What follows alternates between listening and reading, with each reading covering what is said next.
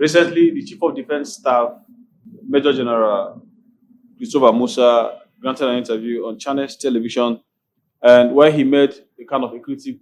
It was not a very direct statement, but he made a statement to the fact that the federal government of Nigeria has submitted all the required documents for, he was referring for the extradition of uh, Simon Ekpa back to Nigeria from Finland. And therefore, can Simon Ekpa be extradited? Yes.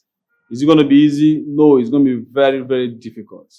Number one is that for you to extradite one citizen of a country to the other, you must have a kind of bilateral relationship towards that. You understand? Nigeria and Finland does not have such bilateral agreement, but it could still happen then. But then it becomes very difficult. Remember, someone is a naturalized citizen of Finland, also the state of Nigeria, so he had dual citizenship. But Simon had on one of his live broadcasts destroyed his passport and denounced being a Nigerian, that he's no more a Nigerian. So I don't know what the defense lawyers, high defense lawyers are going to put the case, but I can't presume they will argue that he's no more a Nigerian citizen.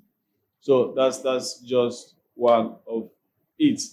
Then another thing is it's going to be very hard because you look at Nnamdi Kanu's condition, and federal government of Nigeria actually disobeying court orders for him to be released conditionally severally by the Federal High Court. It also played a very big role because the lawyers will argue that he will get justice in Nigeria, and there will be avalanche of evidences to actually convince the judges about that.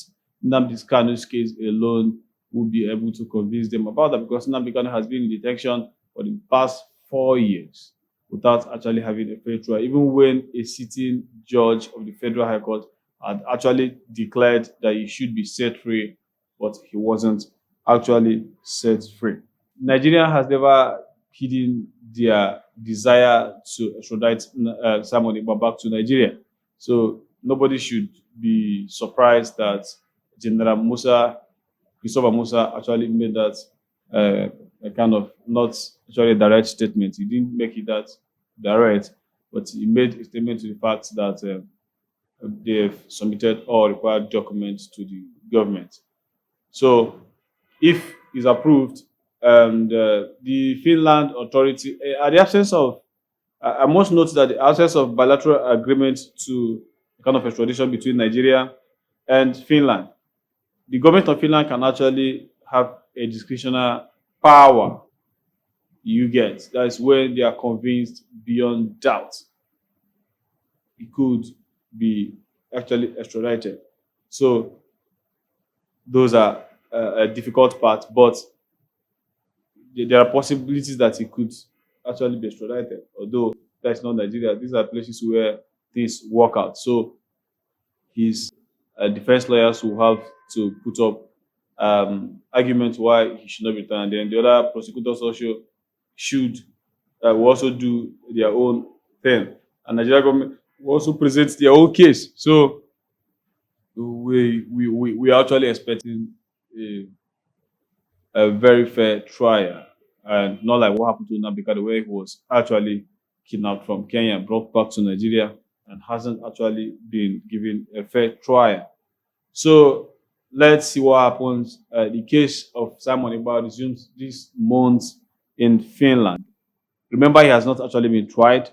He was sent to sometimes around 20th or 20, from around 21st or 22nd of December.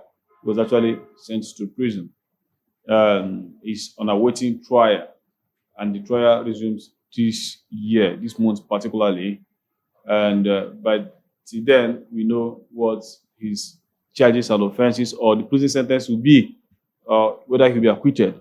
As his one of his lawyers said on BBC, they're doing everything possible to get him released or get him out of prison. But for now, he has not been sentenced.